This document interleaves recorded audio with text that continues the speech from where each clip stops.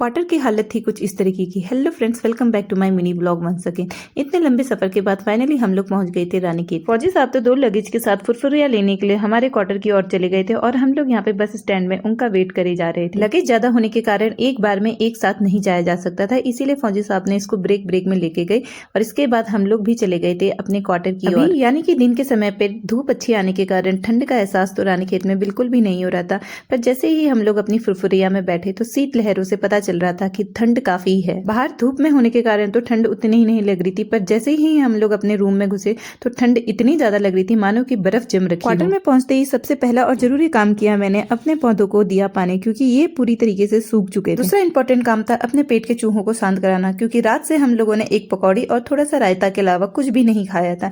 इसलिए सोचा कि मैगी बनाती हूँ, बट मैगी तो थी नहीं, तो सोचा मैक्रोनी और मैगी पड़ी थी तो वही मिक्स करके बना लेती हूँ। तो घर से मम्मी ने थोड़ी सी सब्जियां डाल दी थी, तो उन्हीं से मैंने मैक्रोनी बना ली थी और इसको मैं बनाई थी मैंने कुकर में। जब तक कि खाना तैयार हो तब तक की घर की साफ सफाई कर लेती हूँ, क्योंकि घर की हालत हो रही थी बहुत ही ज्यादा खराब। इतने में ही ऊपर से सारा कार्टून मेरे सर के ऊपर गिरने वाला था, वो तो मैंने हाथ पकड़ के इसको बचाया तो अपने आप को था। इसके बाद मैंने फौजी साहब को आवाज लगाई, उन्होंने इसको कर दिया था रीसेट से। फिर इसके बाद मेरे पड़ोसी यानी कि जो हमारे नीचे रहते हैं, उन्होंने हमारे लिए चाय और थोड़े से स्नैक्स भेज दी थी, यानी स्नैक्स में भेजा था नमकीन, और इतने में ही मेरी मैक्रोनी और मैगी हो गई थी तैयार। पर मेरी पड़ोसी ने पूरा खाना मेरे को बना के भेज दिया था, जिसकी भनक मुझे बिल्कुल भी नहीं लगी थी। इसके बाद हम लोगों ने पेट भर के लंच कर लिया था और फौजी साहब और गर्वित तो सो रहे थे। इसके बाद मैं ले आई थी बेटे के लिए थोड़ा सा दूध। इसके बाद मैंने सोचा सबसे पहले मैं काम करती हूँ, घर से लाए हुए जो इंडोर प्लांट थे यानी कि मनी प्लांट और जेड प्लांट, उनको मैं पानी में डाल देती हूँ क्या, ताकि वो सूखे ना। पता नहीं यहाँ आकर ये ग्रो करेंगे कि नहीं करेंगे, क्योंकि यहाँ तो धूप बिल्कुल भी नहीं आती है।